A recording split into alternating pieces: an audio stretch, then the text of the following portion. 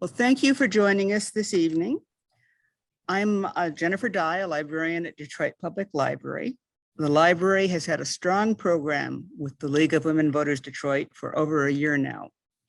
We present on issues of concern to Michigan voters for about 10 months of the year. You were brought into this program muted. Please put any questions into the chat. Ruth Coolwine will capture these questions and ask them at the end of the presentation. We might be able to allow people to unmute at the end to ask questions directly if time allows. Ruth, by the way, is the artist who does the artwork that we use in our publicity, and she does a great job. This presentation will be recorded and will be made available on DPL's, the Detroit League's, and PEN America's websites. Rhonda Craig, president of the League of Women Voters Detroit, will speak briefly about the League and the Detroit group. Hello, everyone. I'm so gratified to see you and hear you today.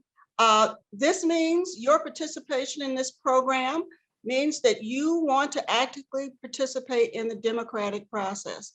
And I am always thrilled when I see people who want to find out about what's going on in their community. My name is Rhonda Craig. I'm the president of the Detroit League of Women Voters.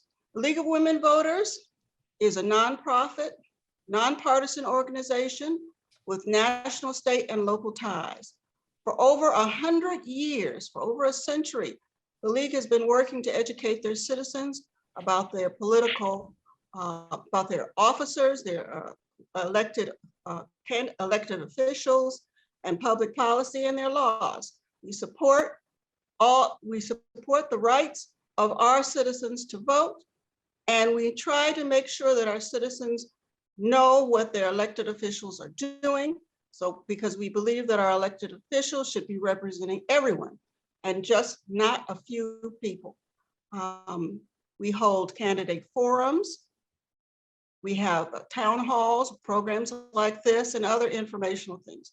We're starting to have a series on informational programs regarding election or voting rights bills that have been promulgated in various municipalities and states and around the country, so that people will understand exactly what these bills mean, because they may not be what you think they are. It has never been more important than now to get involved in our political process. Democracy is at a critical point right now, and we need everyone to focus and to be aware of what's going on in their community.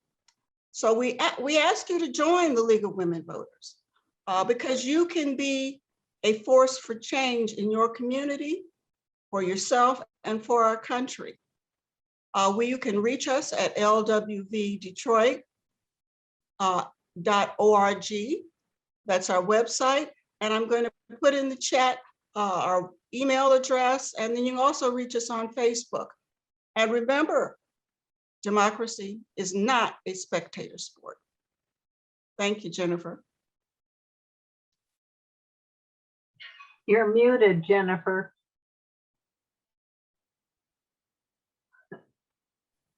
Trying not to have the coughing go out over the air.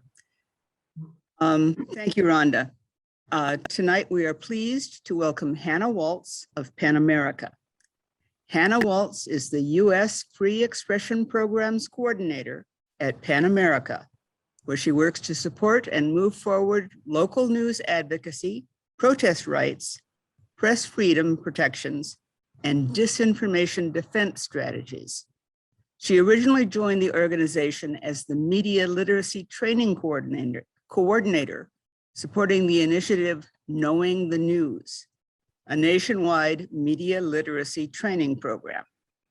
Originally from Indianapolis, Hannah spent the last 5 years in Pittsburgh, working with exiled writers and on programming for literary and free expression nonprofits. She will also talk briefly about PEN America and the work that they are doing to educate the public.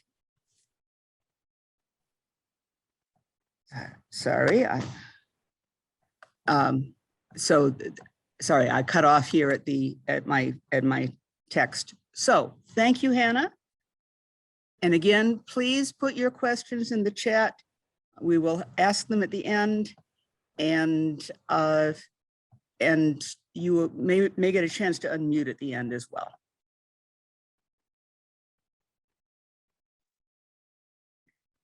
Thanks, Jennifer, and thanks, Rhonda, Cheryl, and Ruth, everybody who has helped organize this wonderful meeting this evening. It's really, really great to be here. I'm going to share my screen in just a couple minutes, but I just wanted to say hello first. As Jennifer said, I'm the US Free Expression Programs Coordinator at PEN America. I use she, her pronouns, and I'm very, very excited to dig into a topic that I actually haven't done a whole lot of presenting on, and it's actually something that's been popping up in the news quite a bit recently. And so I'm really excited to kind of hear what you're thinking about it, what you're reading about it, and that it is pink slime news websites. I'm going to start by giving you a little bit of an overview of PEN America's work in the disinformation space and our research, and then we'll kind of dig in to the specifics of kind of some of the harm that pink slime journalism is doing to our information ecosystems and kind of harming the way that we consume information. Definitely feel free to put questions in the chat, as Jennifer said, and happy to answer those later. I'd also love to know, you know, if I know it's kind of a cheesy practice, but if anybody would like to, you know, say hello in the chat and your name or where you're, you know, tuning in from, etc. Happy to see that as well. Try to make these Zoom meetings as personal as possible. I am tuning in from New York City, so it's great to be able to kind of pop in Detroit. So thanks again. And without further ado, I will share my screen here.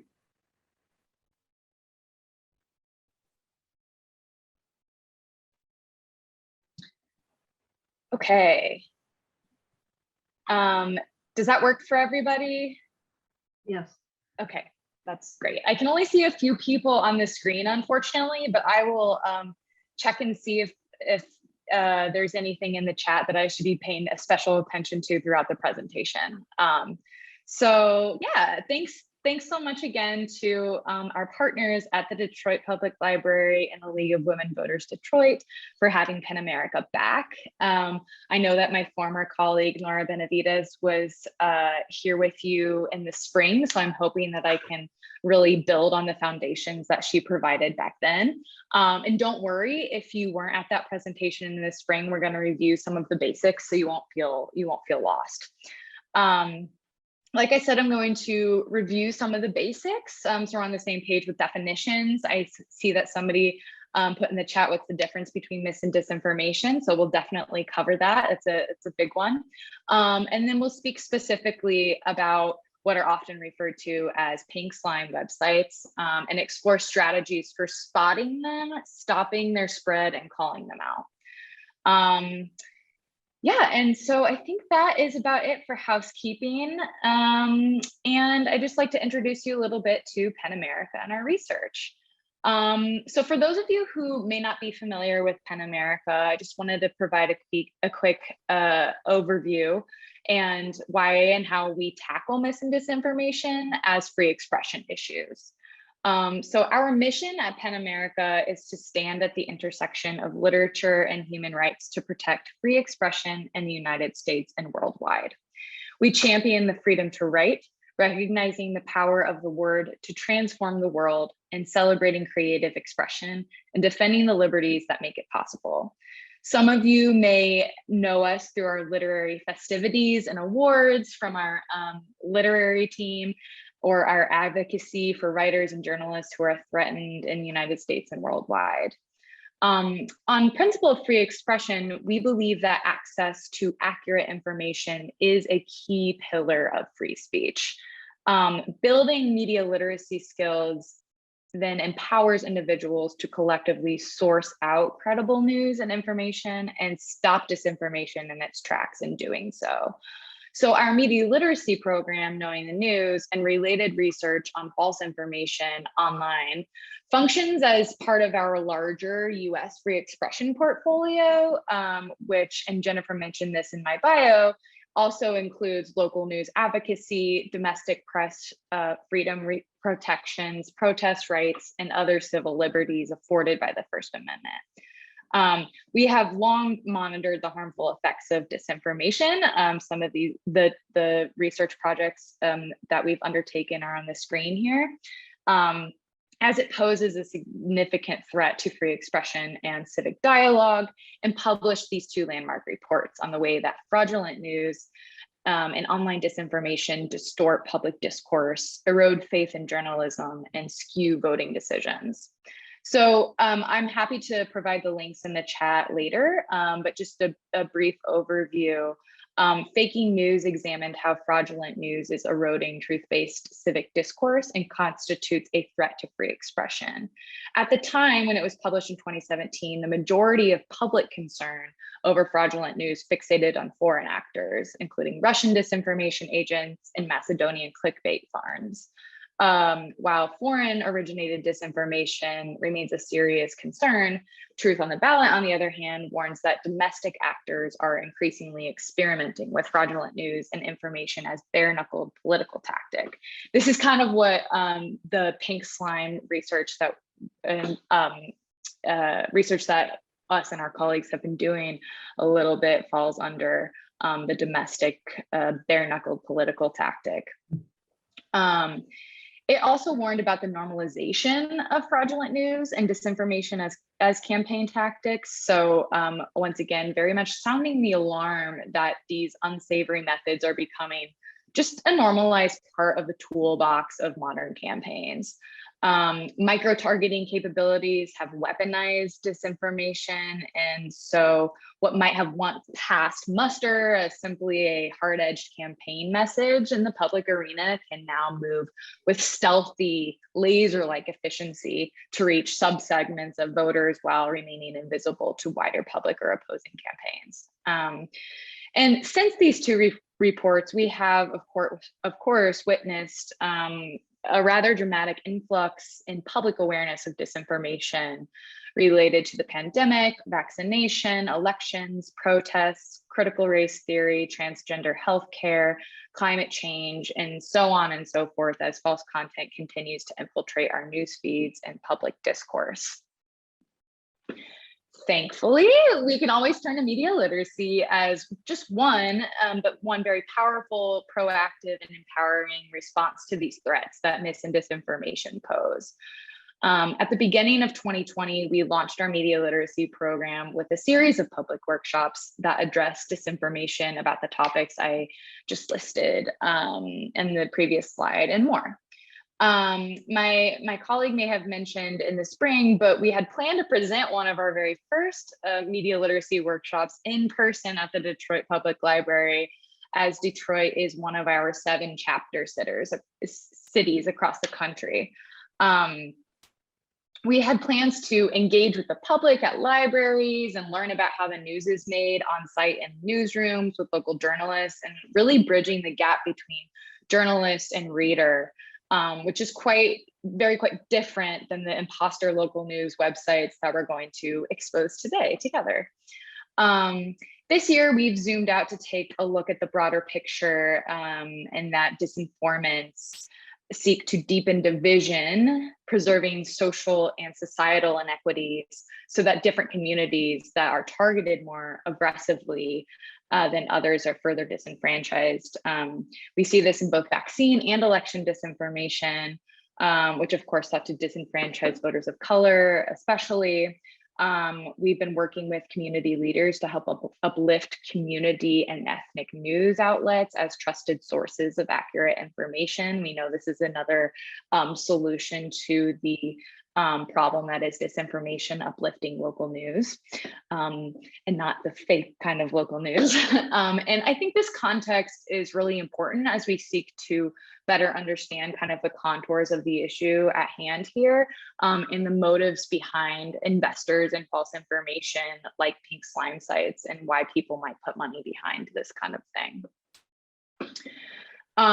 Okay, so first things first, some terminology and grounding around definitions. I really think that these words, mis and disinformation, are trying to do a lot of work these days. We see them in like so many headlines every single day. I had a Google alert set up in probably March of 2020 and up till now for disinformation and misinformation. And I'm just inundated with Google alerts at this point. I think it's really become a buzzword and takes away a little bit of the nuance of certain types of disinformation and misleading narratives. But for the purposes of this presentation, and so that we can kind of have a shared understanding of what we mean when we use the words, we can look to these definitions. So disinformation, false information, deliberately, operative word, deliberately, and often covertly spread with the intention to influence public opinion or obscure the truth. So misinformation, on the other hand, is simply incorrect or misleading information that's not necessarily spread with the intention to cause harm or influence public opinion. Again, these are still very, very broad definitions, but it does, boil down to intent. It's disinformation if it's meant to deceive. Misinformation if, say, one of your friends on Facebook was accidentally sending something that they thought was true. I think it's worth noting here that sometimes it's a little bit difficult to prove intent. But as we take kind of a microscopic look at fake-ish / hyper-partisan news sites tonight that pose as legitimate local news sources, you'll see that it's definitely not impossible, and that we can see rather clearly where the intent is coming from. But it's just kind of good to remember the nuance of this issue. Of course, let me know at the end if you have any questions about these definitions, or if they don't match up with what you've understood to be true in the past. There's several other words for this that have been tossed around by disinformation researchers, like malinformation, which can often refer to information that is made public, but maybe shouldn't be made public, but somebody's personal information. So there's all these kind of prefixes to information that we can play with as a society as we talk about this. But once again, just good to have some grounding here. I thought about providing this just at the end, but I started thinking before we get too into the weeds of what pink slime journalism is, I really think it's helpful to first review what media literacy looks like in practice. And that way you can really have these tips and tricks in your mind throughout the rest of the presentation. This can kind of fall under the idea of a truth sandwich, which is another tactic that we use when we talk about media literacy skills. So we're going to lead with some tools that you can use, and then we'll kind of sift through the fake information, and you can practice and apply some of those just kind of in your head as we go through this. So, the first thing we always suggest in our media literacy toolkit, so to speak, is to take a step back and take a scan of your digital experience. Even I read news articles all day, but when I go home and I stop working, a lot of what I'm doing is scrolling through social media. And while I'm maybe referring to the social media accounts of credible news sources, I'm still potentially only reading the headlines. So it's good to really take note and take stock of what your information and news consuming habits are, so that you can kind of understand how that might be limiting, or maybe it's a healthy way. It's good to raise some awareness there. Second, question your reactions. How is the information that you're consuming making you feel? Disinformation, we're going to talk about this in a little bit more detail, but disinformation really thrives on engagement. So if something makes you feel particularly angry or sad, that's obviously not in and of itself a sign that it's mis or disinformation, but disinformants do know that engagement in that very emotional way can help it proliferate through news feeds. And so it's a tactic that we should be aware of. Third, definitely familiarize yourself and make it a habit to check and see if it's news or opinion. Credible news outlets will always have very clear markers of whether or not you're reading a news article based in fact, or if you're reading a perspective or an opinion article. These, and if a news site does not do that very clearly, then that could be a clue that it's not a legit website. So these are all some things to keep in mind as you're consuming information online. And then of course, this falls under the same category, but check the source. Is it a news website from something? This is especially relevant to today's presentation, but is it a news source that you recognize? Is it something that seems a little fishy? Is there something off?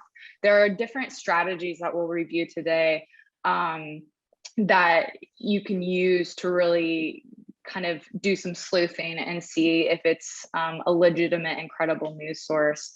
And we'll talk a little bit about that later. And then of course, fact check what you see. There are some really great fact checking websites out there. PolitiFact is great. We can review some other ones later, but I am a big proponent of lateral reading, which is essentially just, if something feels fishy or if you're reading something and you're like, that doesn't sound quite right.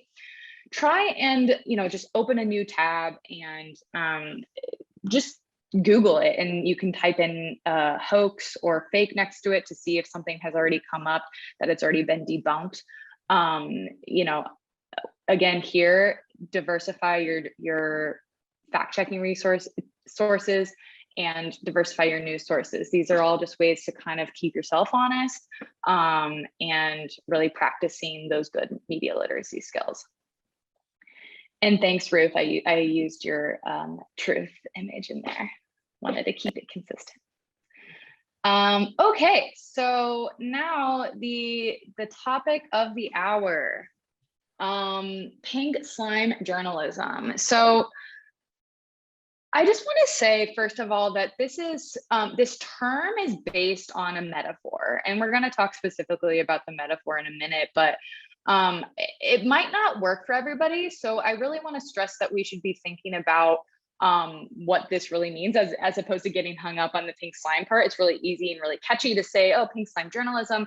But I really want to zero in on the definitions here before we really go too much further.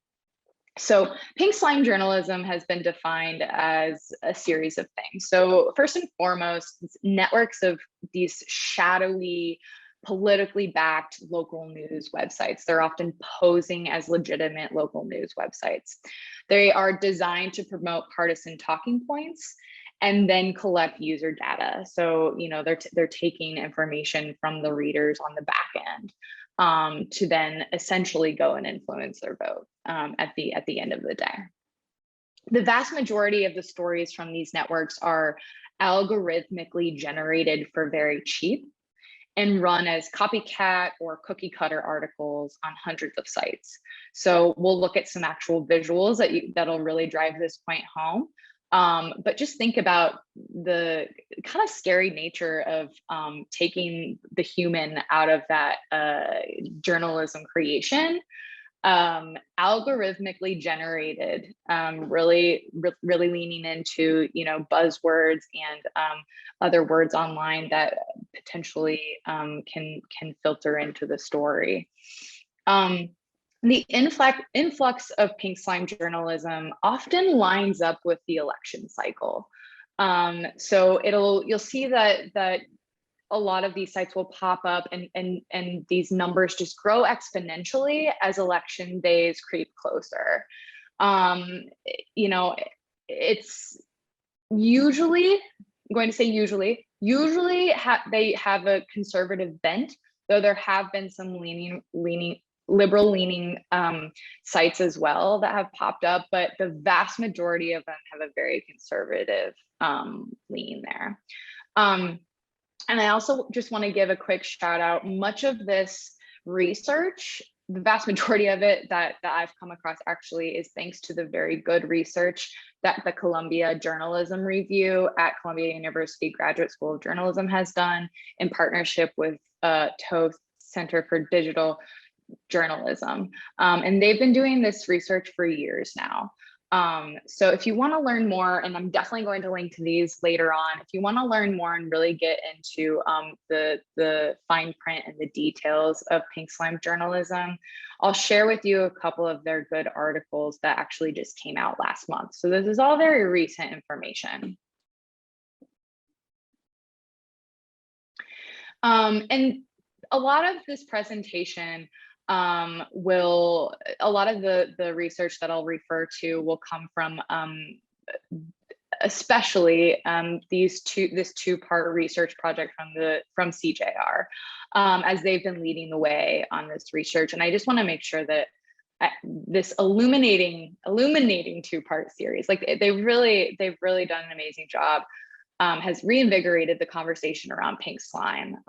So there's a kind of a fine line between funding and influencing, as you can see between these two, which is why they're kind of packaged together. But I highly recommend, if this is an interesting subject to you, to check out the full articles after this. Okay, so we're going to kind of look at the metaphor here. This was coined by a Chicago journalist, Ryan Smith, in, I believe it was an interview with Pointer, which is another great journalism provider and think tank, and just a leading voice on journalism today. And he used this metaphor because it's cheaply produced in mass quantities, as is like the what it has for its namesake, that pink slime meat. So as you can see in this quote from Ryan, you know, people didn't think much about, it can go back to kind of the news diet. If people aren't thinking much about what they're putting into their body, into their brains, you know, once somebody calls it out, which is, you know, kind of what's happening in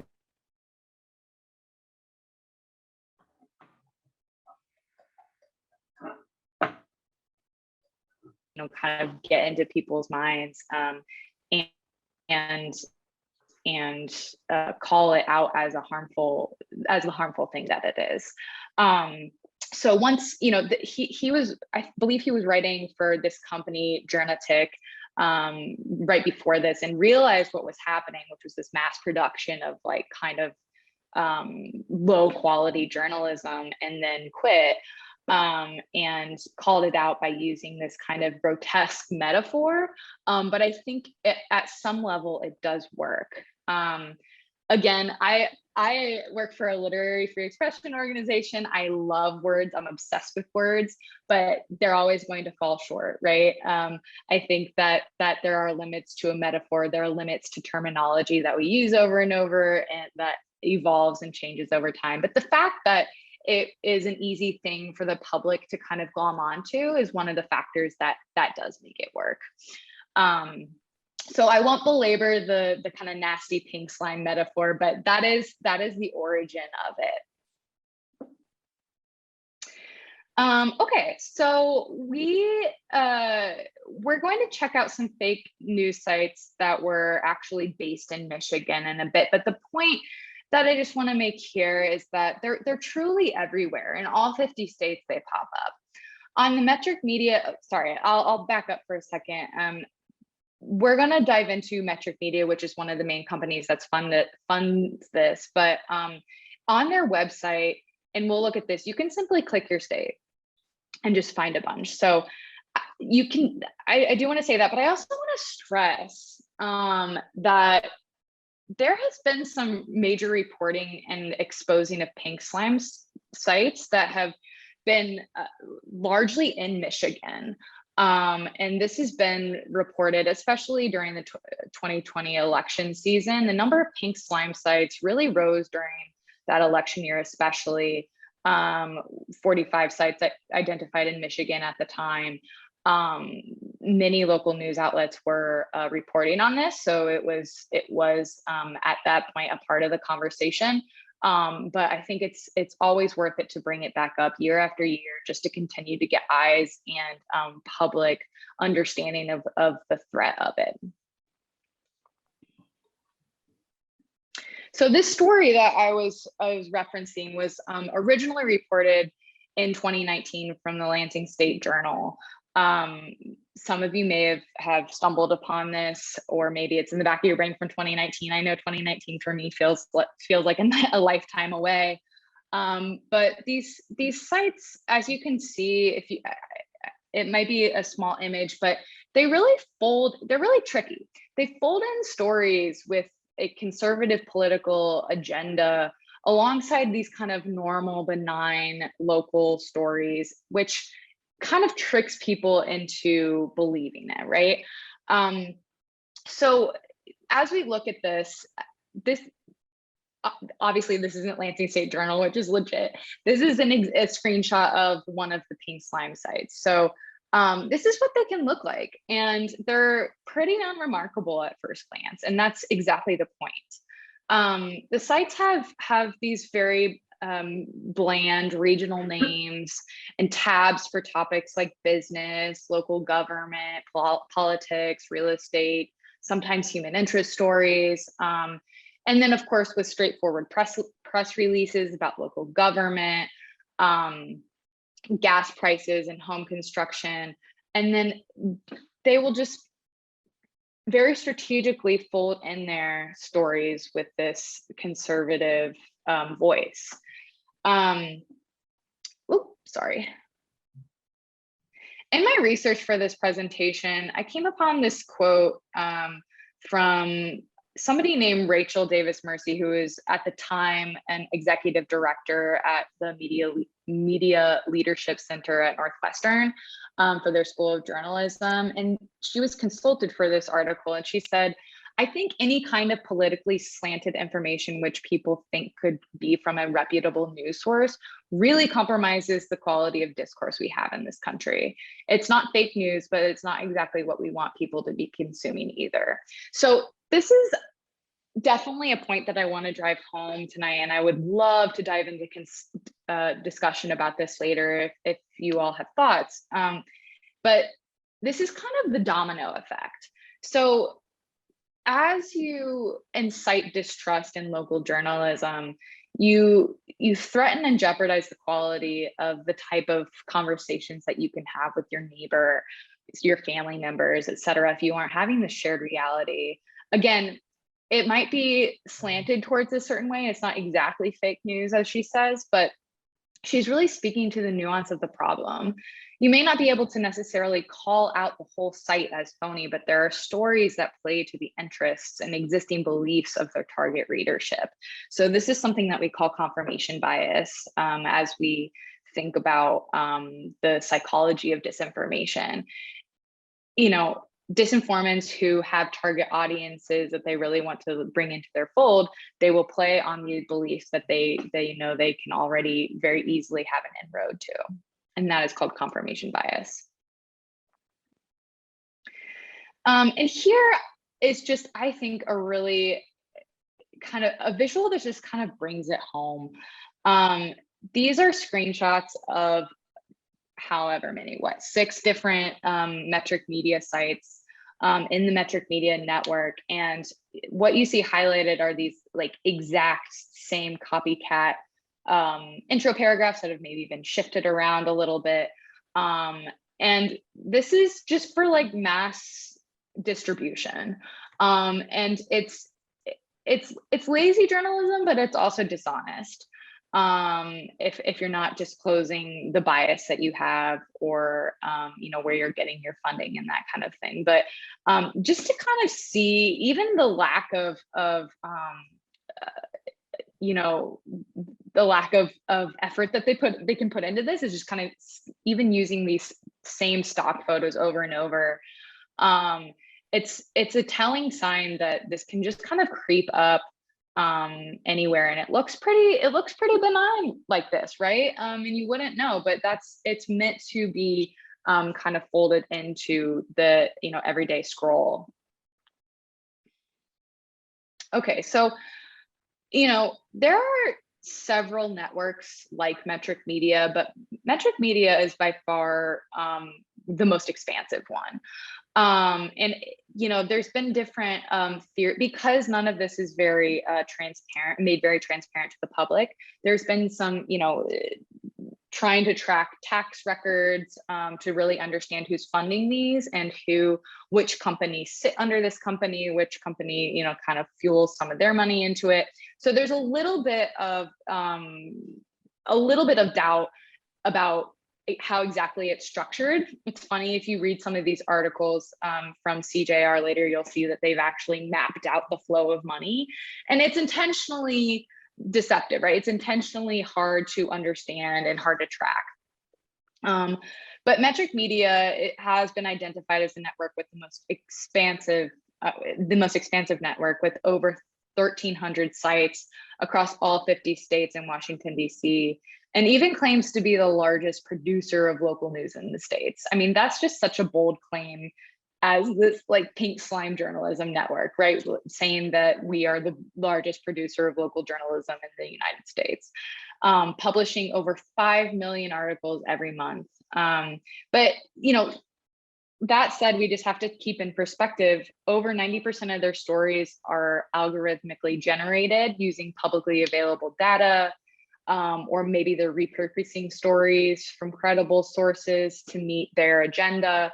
You know, and these articles aren't necessarily aligned with local newsworthy events, though. You know, like, they are tracing its funding and partnerships. The Toe Center of Journalism actually did an investigation that found that the network promotes interests of advocacy groups without explicit disclosures. And, you know, if you have any, you know, understanding of how credible journalism works, you know that is just a big no-no, right?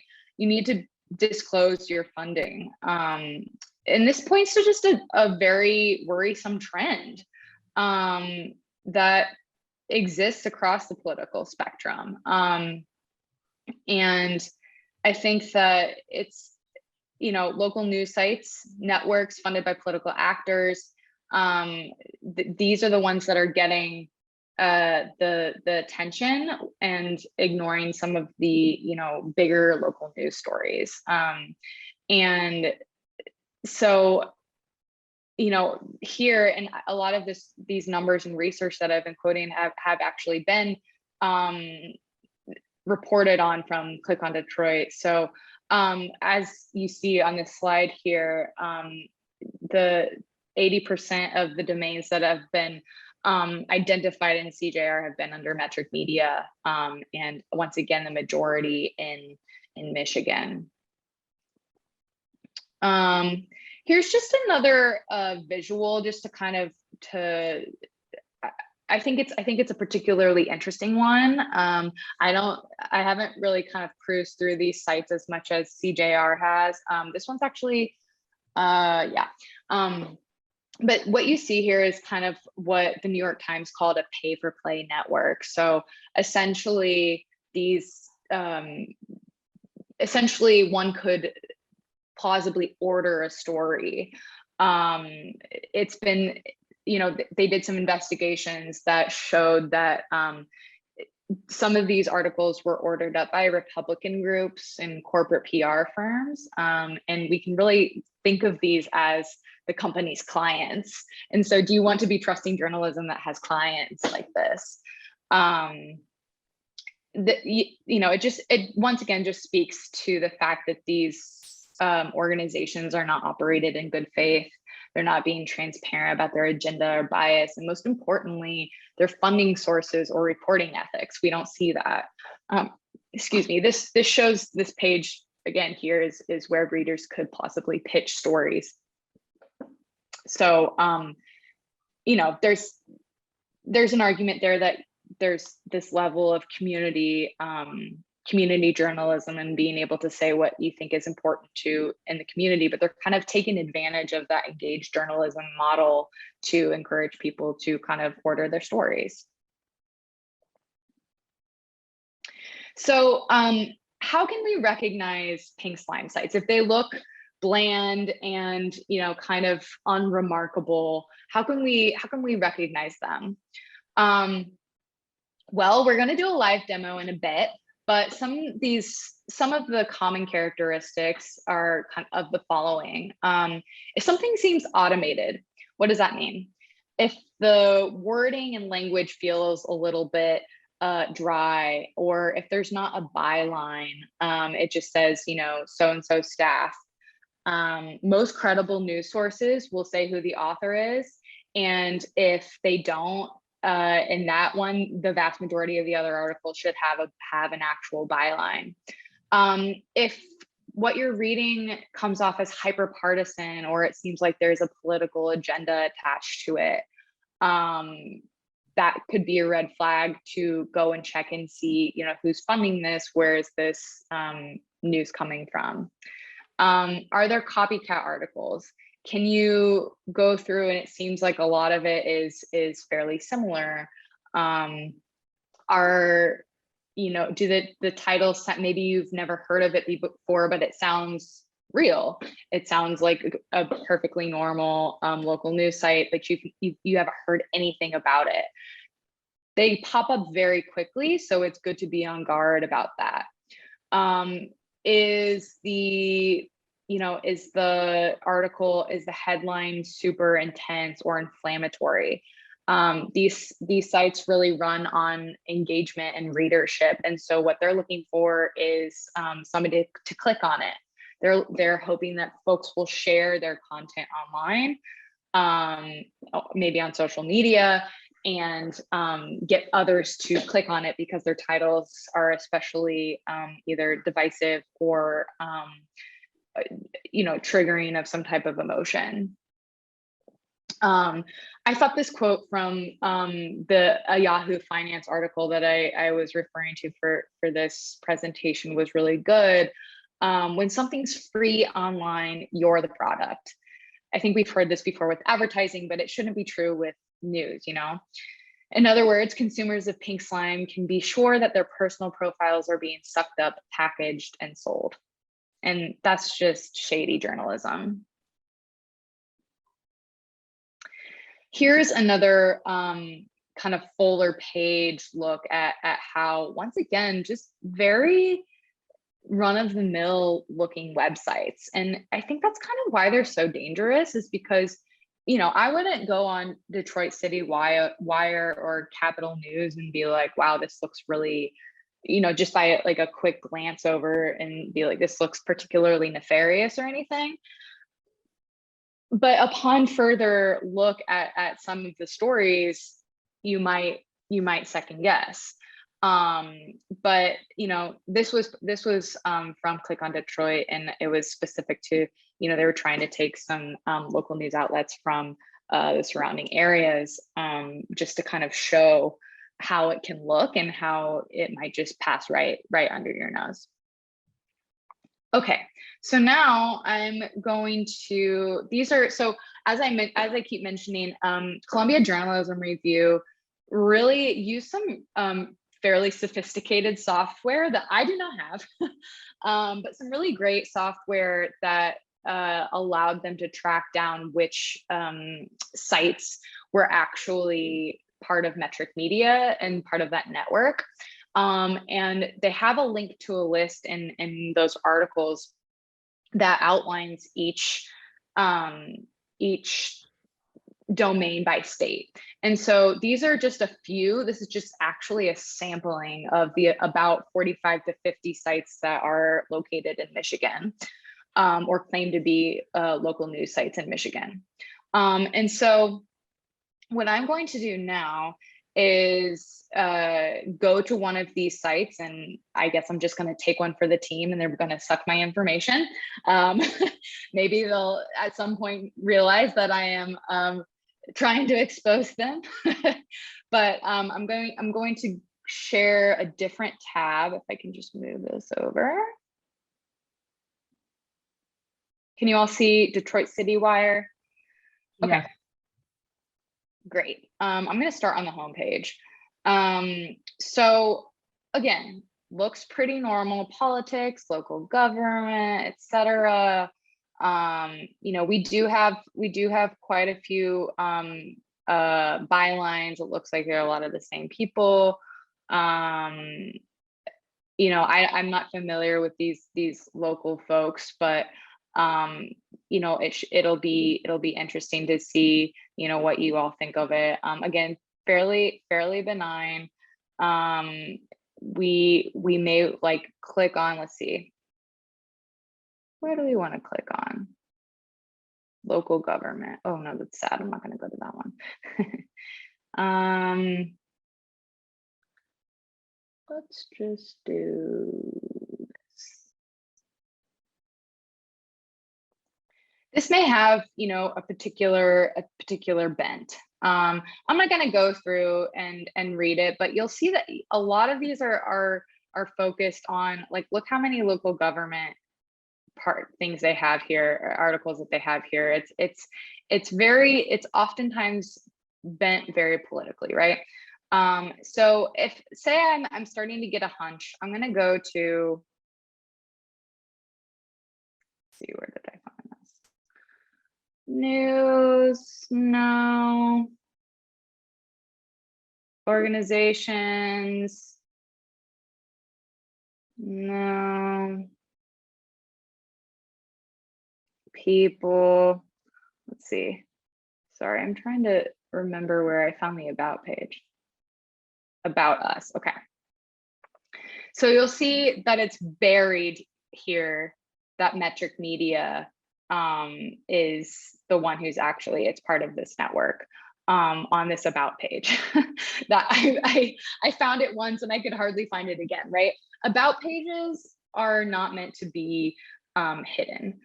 They might not be the very first thing, because a lot of times when people are coming to local news sites or any news site, they're looking for the news, right? They're not automatically coming in with this level of distrust of like, where is this coming from? But it should be accessible. And here is kind of where it gets tricky. You know, if I had never heard of Metric Media, I might think, oh, that's cool that they're trying to fill the void in community news after years of decline in local reporting by legacy media. Like that can come off as, again, like, cool, that's great.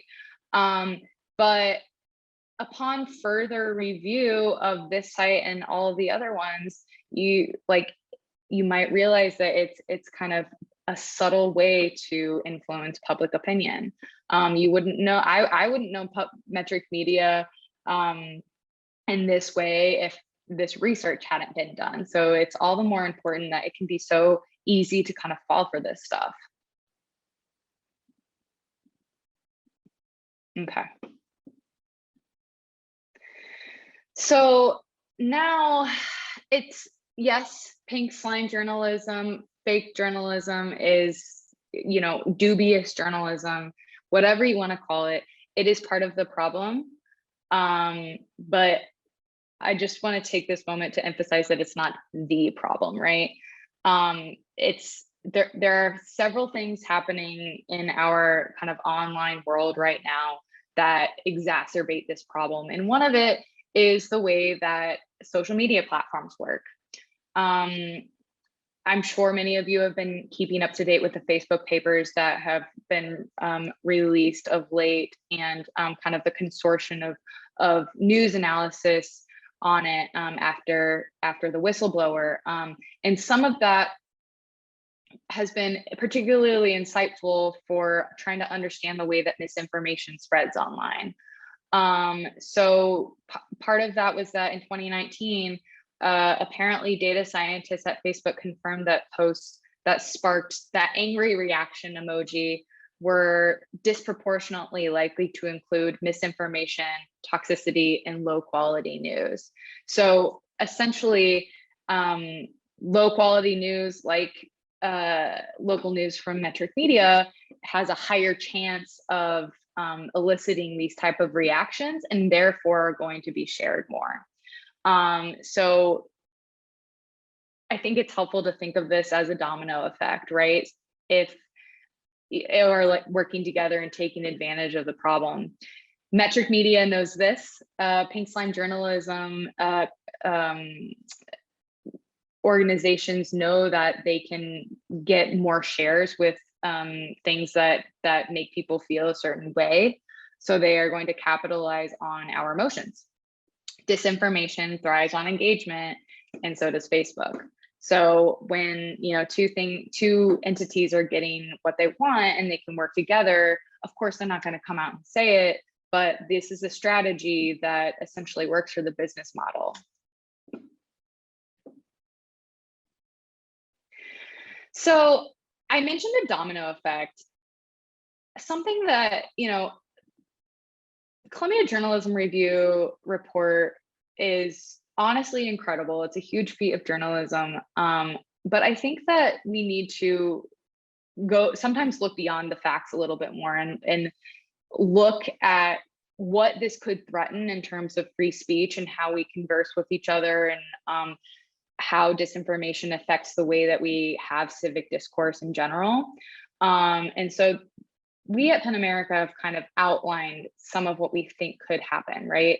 What we've seen in our reports and our observations of how disinformation affects the way that we politically engage. So pink slime sites, they're going to claim objectivity. We just saw that About page, and they claim to be, a legit news source. They, in reality are not disclosing their biases or their funding. Unfortunately, a side effect of calling these types of news sites out is that, or the eventual understanding that they exist in the first place, is that it could lead to distrust in credible news sources. So yes, we need to be calling them out, but the fact that they exist in the first place is just a huge threat to the way that we as a society grow and trust our local journalists, our local news. Mass media has already experienced this dramatic decrease in trust. And if we can't trust any sites, if we don't have that level of trust, then where are we going for our information? It has this kind of deeper existential effect. So we can talk more about that. These are kind of like discussion topics as well, because I would just love to know what folks in the room are thinking about this. And then interest groups like political advocacy organizations can, seemingly order articles. This can lead to undisclosed bias in reporting.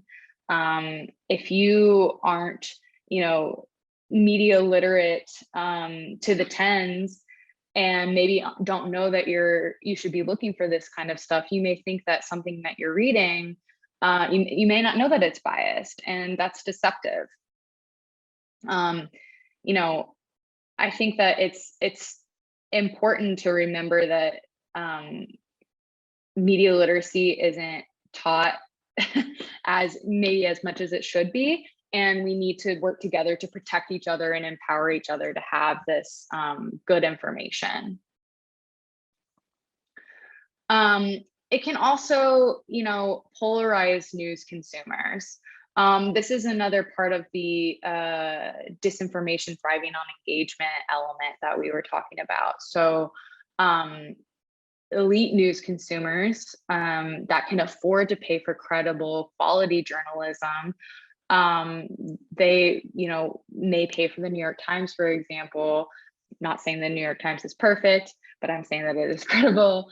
It has a paywall on a lot of its articles, as does many large credible organizations.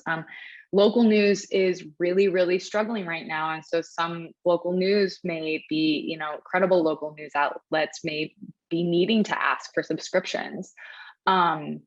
Meanwhile, those who, don't feel the need to, either don't feel the need or can't afford to pay for that content, get free information from potentially dubious providers. And this is again going to divide the way our information spaces exist, and we can't come together to have these discourses if we don't have a shared reality. I think it's important to note that, we have to think about access to accurate information as a right, I think. This is maybe Hannah speaking here. And I know at PEN America, we believe that as well, and that free expression and free speech First Amendment rights include having access to accurate information. But if, poor socioeconomic households don't have access to it, that's an issue. That's an equity issue. And it's dangerous for the way that our society grows or doesn't grow. So again, would love to talk about that. And the last point, by far not an exhaustive list, by the way, but the last point here, as we just kind of look to other effects, sometimes these local news sites can push racist narratives under the guise of local news, which will of course lead to hateful and intolerant opinions. Yesterday, or perhaps the day before, Popular Information, which is a great news blog, came out with an article on how right-wing operatives deploy massive networks of fake local news sites to weaponize critical race theory as like a political weapon. And so, in this article, they did some really great research as well. They pointed out that Florida, New Hampshire, Ohio, and Texas all have gubernatorial races coming up in 2022. So they, took this look at Youngkin's win in Virginia last week and saw how Republican candidates in these states are the states I just mentioned could take after his win and could potentially make opposition to critical race theory a central issue. So this Popular Information investigation revealed that in 2021, Metric Media published thousands of articles promoting the idea that critical race theory was taught in Virginia schools. Many, they did note, not all of them, but many of the articles were automated. And so thousands and thousands of these articles about CRT have been published in the Metric Media Network, and it's positioned to be a powerful tool in 2022 for kind of centering critical race theory in this campaign under the guise of local news. So it's just another point of it being a very dangerous way that it's presenting divisive topics to the public. And who is funding these articles, So just to kind of tie it together, misinformation, polarization, and declining trust in local media come together to form this perfect storm, right? It's all a part of this kind of devastating domino effect. The proliferation of mis and disinformation jeopardizes opportunities for civil dialogue and civic engagement. And the absence of those opportunities to have that civil dialogue leaves room for intolerance and misinformed opinions. We also know that disinformants seek to deepen existing divisions and distrust by making it harder to vote, for example, among other forms of civic engagement, in order to preserve those inequities that disproportionately affect people of color, LGBTQ+, people with disabilities, and other marginalized communities. So again, just mis and disinformation perpetuate and enable inequity. I think it's important to remember to frame this pink slime journalism under the framing of false content in this world of pushing forward agendas. All this said, this is a very depressing note, but there are solutions and there are ways to fight back. And so we're going to talk just a little bit about the importance of credible local news. If it's not obvious to you already, which I'm sure it is, and I'm sure we're all big local news proponents in here and supporters. But just to be a local news cheerleader for a moment, it's just so important to support local news, push money into the community, local and ethnic media sources, and just reclaim that space. So, you know, a big part of kind of the egregious strategy that pink slime journalism has is as local news is declining and local news outlets fold, they leave this void, right? They leave, you know, a lot of room for pink slime sites to swoop in and fill that space of local journalism. But credible local community media can be a powerful stopgap that's to either the expanding news deserts that are then vulnerable to mis and disinformation or pink slime journalism. And they're also more trusted. So this is another reason that unfortunately pink slime journalism works, is because it impersonates or poses as local news, which we know from many studies that they're much more trusted than their national counterparts. And so we really need to make sure that we're supporting local news to have these healthy information ecosystems. Corporate media consolidation, we know it disproportionately affects these types of local media outlets. So it's, again, the domino effect, and we should get comfortable with calling these outlets out, and making sure that people know the importance behind supporting credible local news. Quick review. We include this in all of our media literacy or disinformation presentations. This is again from the Columbia Journalism Review. And, you know, I would like to say that this is not necessarily an exhaustive list, and there's a lot of really amazing conversations going on right now about what journalism is, how it can be better for communities, how we can really support engagement journalism and support that coming together of local journalists and their readers, so that there's a little bit more connection and communication and feedback loops between the two. But these are some of the hallmarks, the common agreed upon hallmarks of credible journalism. You know, of course, fact-based, accurate, striving for accuracy, fairness, correcting misinformation quickly, transparency, identifying your sources, etc. So I won't go through every single one, but you know, these are things to look for, and remember that you should be sensing them in the news outlets that you are encountering. And some final proactive advice. If any of you attended the session with my colleague Nora in the spring, I'm sure she went over this, but I think it's some kind of tried and true advice on how to talk to somebody who shares misinformation. And in this case, I think this tip sheet can really apply to, you know, if somebody is sharing something that you suspect is a pink slime site online, that it can be particularly tricky to confirm that, right? And so it's all the more reason to have the conversation. So now that you have all these tools in your toolbox, you will know how to try and verify that pink slime site that they shared online is false.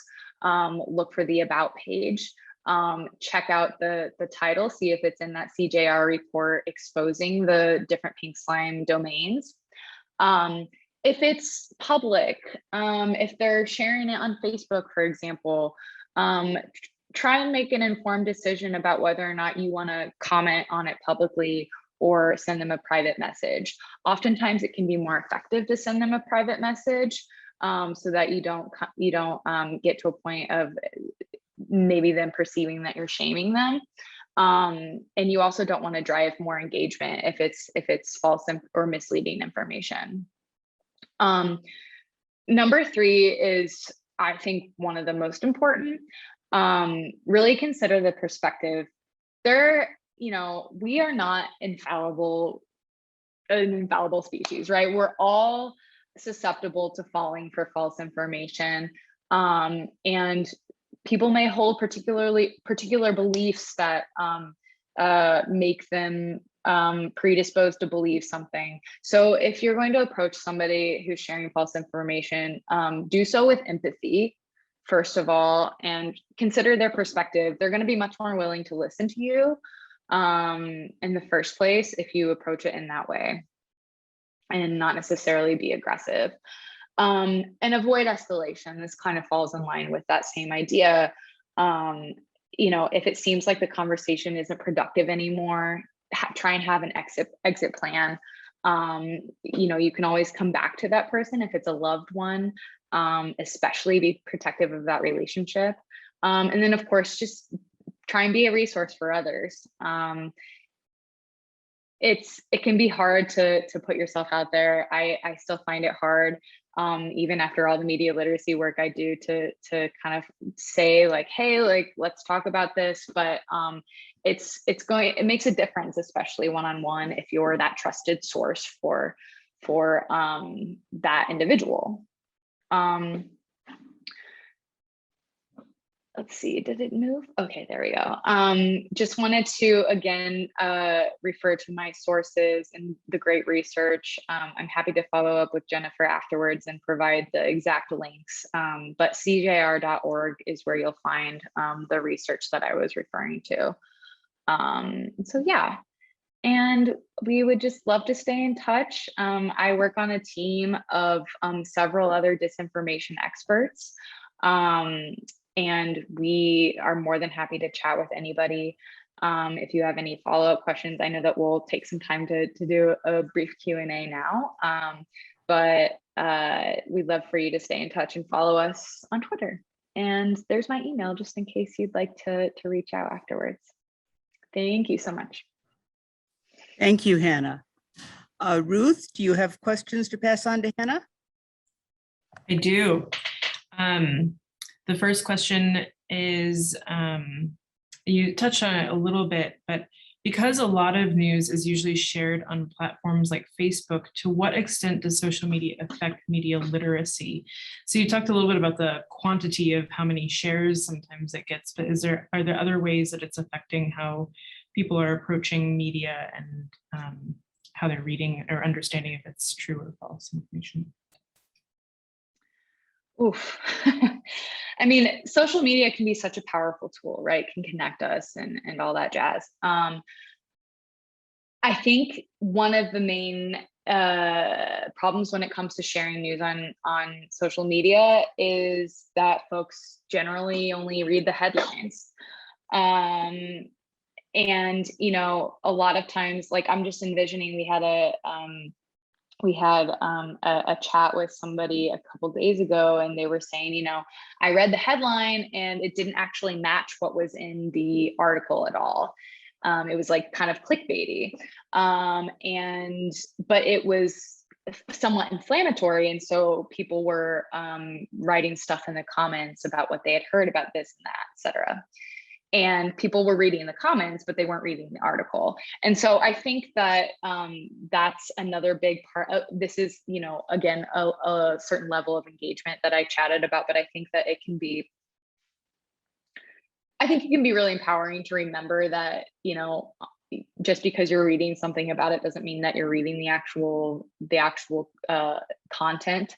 And so I think that it's a great space for discourse, social media, but it's important to remember that if you're reading, a comment next to somebody's name, like, take that for what it's worth. You're essentially having,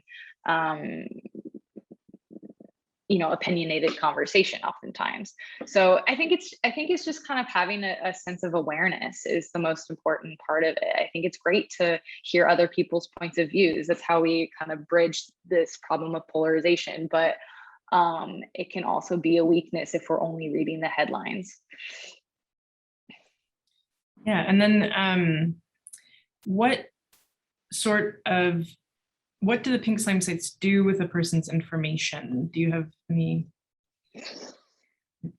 knowledge of that? Great question. I can't say for sure. My best guess would that something that I know that some pink slime sites have done in the past is that they will like sometimes they'll, I don't know if they're taking this directly from the information that they're sucking from the people who visit the sites, but they'll sometimes print out, like for example, if they get an ordered article from a certain politician or campaign or whatever, they will sometimes like print out articles and put them on people's doors. I don't know that they're doing that for the specific people that whose information they're taking, but they might be taking zip codes or like where you're tuning in from. That's like, again, my guess. I don't know for sure. If you read the articles from CJR, it's definitely, they may go into it a little bit more and have a little bit more authoritative knowledge than I have on it. And then is there, so you mentioned that sort of conservative political perspectives are often targeted, but is there a group that's usually who's spreading the disinformation or misinformation to others? Is there a more common group that's spreading that?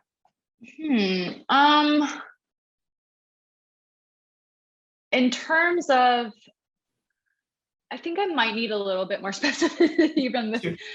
Yeah, and the question wasn't in regard to necessarily to political group, but maybe it's a little bit more about, is it foreign groups more still? Are there groups here in the United States domestically that are spreading disinformation most at this point? You also mentioned, and Alvin Hernandez Rosas, I think you're the asker. If you want to clarify more too, please feel free. But I wonder if there's, you mentioned that political groups could even submit their own articles to these sites. Is there any way to identify who's doing that the most? I'm not sure. What I can say is that I think that there are similar models of this, and this isn't specifically with the political side of it. And just to clarify, I think with those articles, they can like pitch a story, but there have been, they were able to track a certain story back. I think it was in 2019 that somebody had been paid to write kind of a negative piece on somebody's opponent. So I'm not sure how much that is happening, but I will say that, for example, with COVID mis and disinformation, or I'll say for disinformation and specifically, some of you may have heard of the disinformation dozen. So when we are hearing about vaccine disinformation on Facebook, studies were able to, and Facebook was able to trace it back to 12 specific people that were, fairly, had a lot of followers, and were then able to just like really push it out in masses. So I think that, it really depends on what your following is like, and if you have a certain agenda. There's also, I didn't touch on this in the presentation, but in other disinformation presentations, we will sometimes talk about the way that bots are used and click farms, which is essentially, disinformants will set up networks so that bots will then amplify or engage with other bots' messages online. So it looks like they're getting a lot of engagement and really pushing the disinformation out there, but it's actually like fabricated engagement, essentially. Yeah. What about, we have a new question here. Are news sources licensed or accountable to any larger structure? Are they required to share that with the public when they're asked about data, or who is funding them, how many readers and subscribers they have, how many journalists they have in the newsroom? Is there a place where that's kind of like reported, or like something that we could check on? So I'm gonna see if I can quickly find, there's a great, I alluded to it, but there's a great graph that CJR put in their article that shows kind of like the very complicated way, is this it? That, yes, this is exactly what I want. Okay. It kind of shows the very complicated way that funding is structured in these in these situations.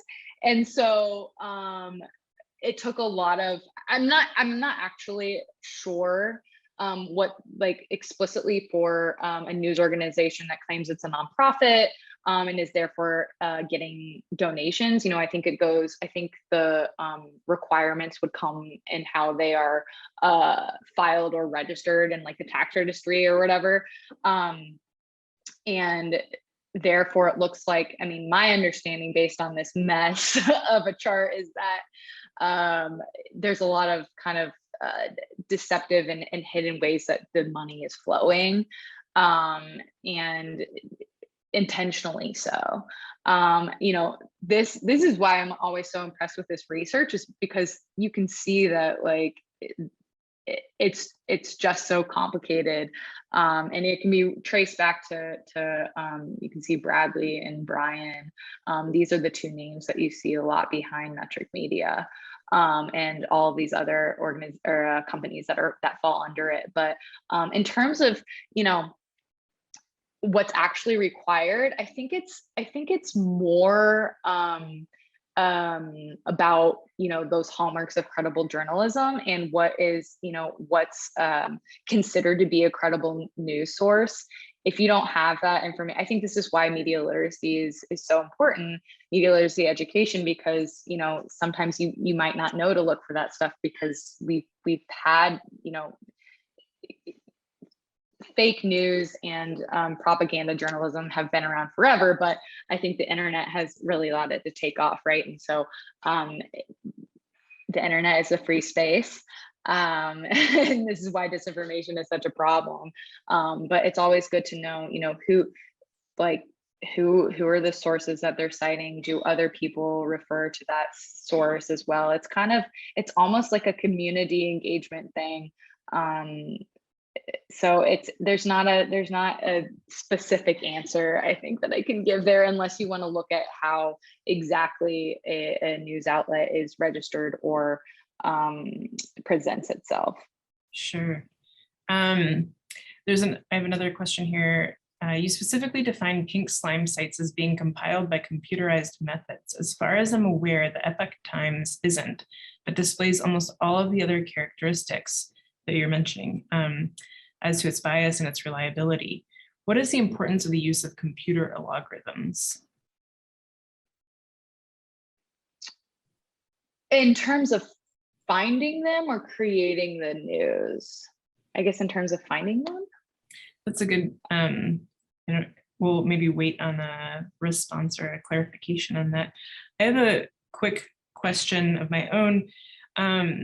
Maybe following up on what you were just talking about, a lot of reliable news sources, you know, I'm reading sometimes the Free Press here in Detroit or the New York Times or others, a lot of their titles tend to be kind of clickbaity also. And there's a lot of sort of parroting of the system of that. I mean, a lot of real news sites also solicit user submissions, or you can submit press releases to them. And I wonder what could be done, or like, for instance, the AP might submit a piece of journalism that would get picked up by a lot of different sites. So it would also sort of appear in similar ways across those. How do you distinguish between those sort of motives, or how could we resolve some of those motives to make journalism a little bit easier to read? That is such a good question. That is such a good question, because I think, I mean, first of all, I'll say that, you know, local journalism is suffering. This isn't a question or a secret. And I think a lot of outlets have had to kind of start to play the game a little bit, for lack of a better way of saying it. So, you know, unfortunately, they do also rely on clicks. They might not have the nefarious ulterior motives that pink slime websites do, but they do also need clicks. And so it may sound a little clickbaity, but what you're going to find in that quality journalism is that the actual content of the article is high quality. And I think that unfortunately, what my response would be is, in order to distinguish between, would be like, read the article. And I wish that there was an easier way to have like those very clear labels, like social media platforms have really tried to make those clear labels work, but it's kind of, I mean, this is where the human level of it comes in, of like things, it's dubious when things are automated, right? Because it takes out that human level of nuance, and that's what you as a reader can bring to your media literacy scanning of it. I think that to answer the AP question, that's also extremely fair. But I think that it goes back to, local newsrooms are just so short-staffed and so stretched that they can't possibly cover everything, especially the national level stuff.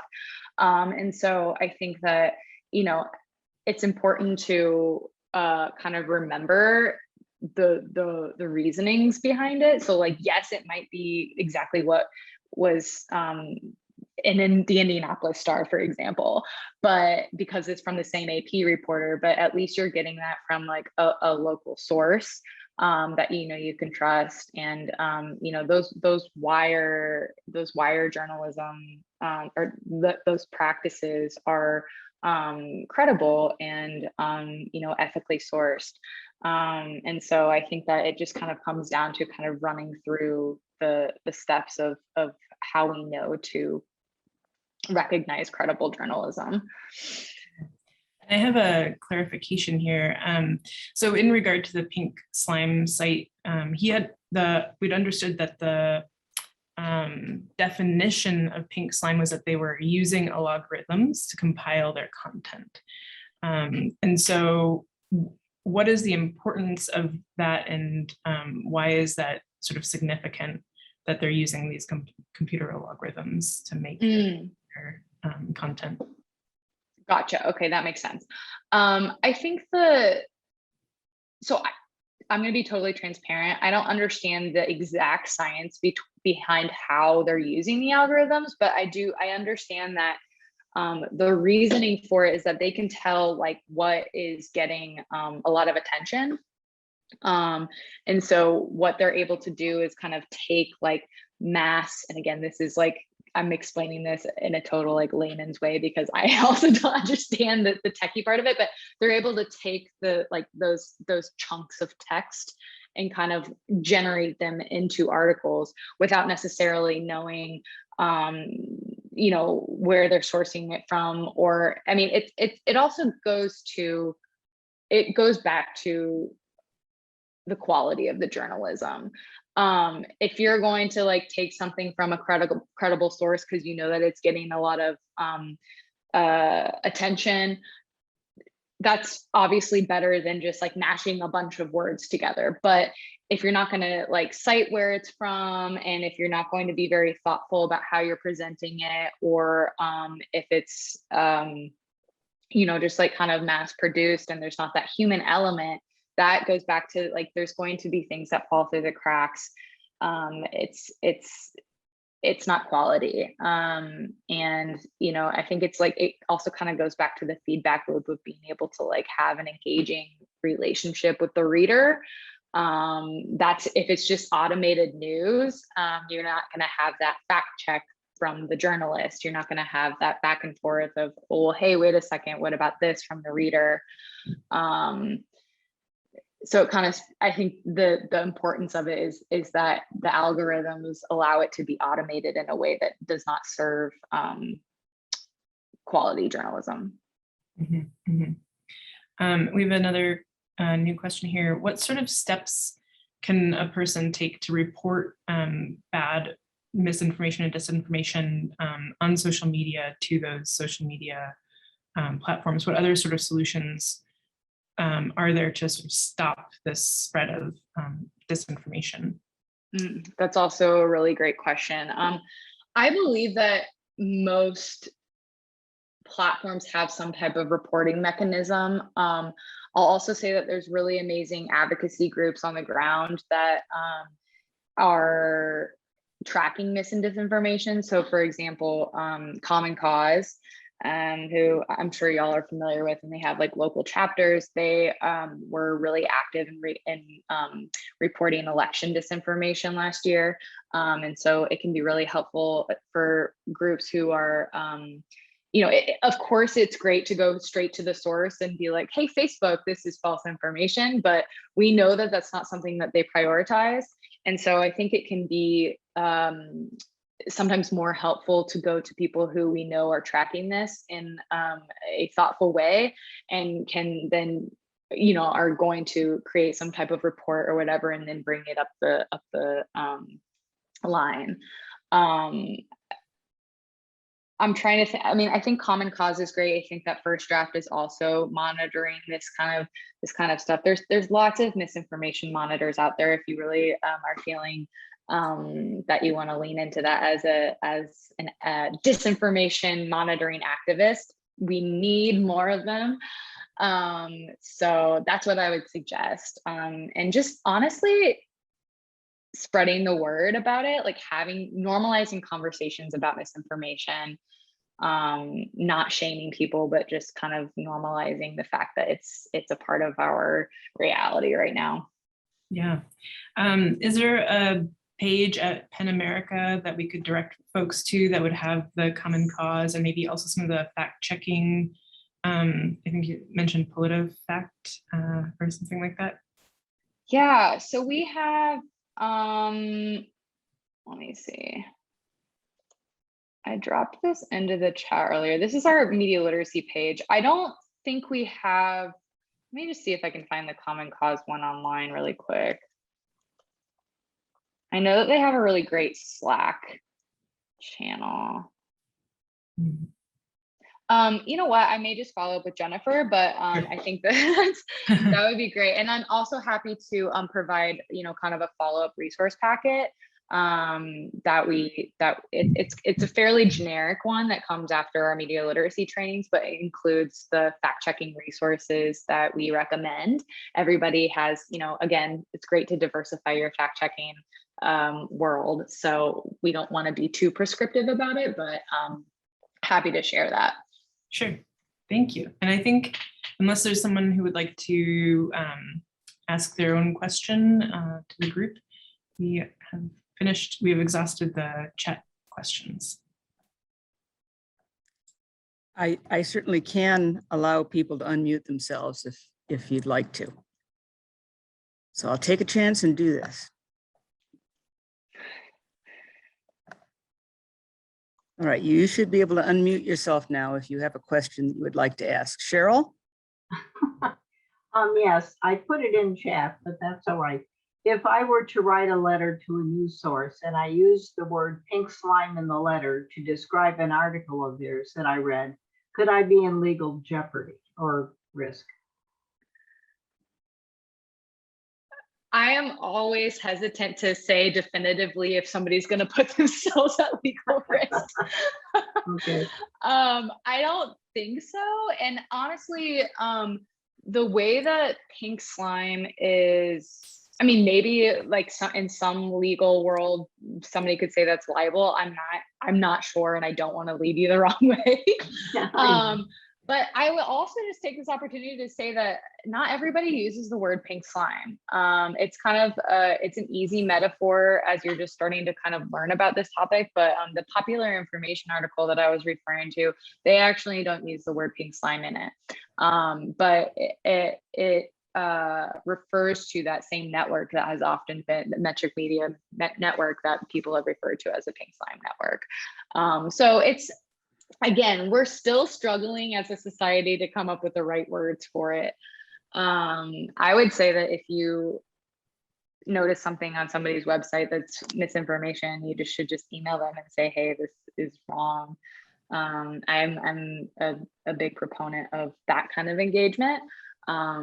respectfully, of course, and just no engagement with pink slime sites.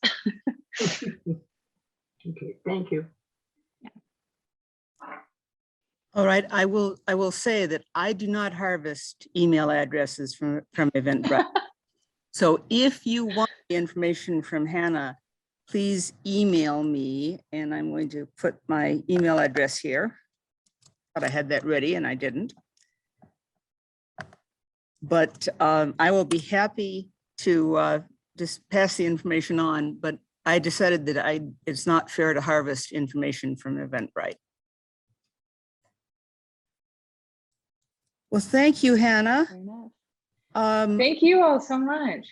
Our next regular presentation will be January 11th at 6 o'clock. We will have registration on Eventbrite.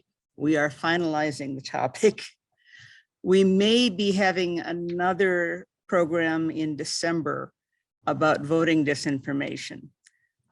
You can find out about it through DetroitPublicLibrary.org or LWBDetroit.org, or you can email me. On an unrelated topic, we will have programs in December around the launch of the James Webb Space Telescope.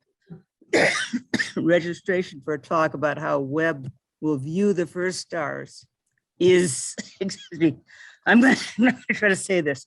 I'm just going to drop it into the website. And I'm not trying to harvest more followers either, but to register for an event on Eventbrite, you can say that you want to follow the person who posted the event. Any more questions? Well, thank you, Hannah. Thank you, Cheryl and Ruth, who are on the committee. And thank you, Rhonda, our president. Thank you, Jennifer. Hannah has put in a note about a blog on pink slime. Thank you very much. Good night, everyone. Thanks, Hannah. Thank you so much for having us. Thank you, Hannah. It's PEN America. It's great to be with you all. Thanks for being so engaged. Rhonda, Jennifer, Cheryl, Ruth, thank you, thank you. Thank you. Thank you. Bye.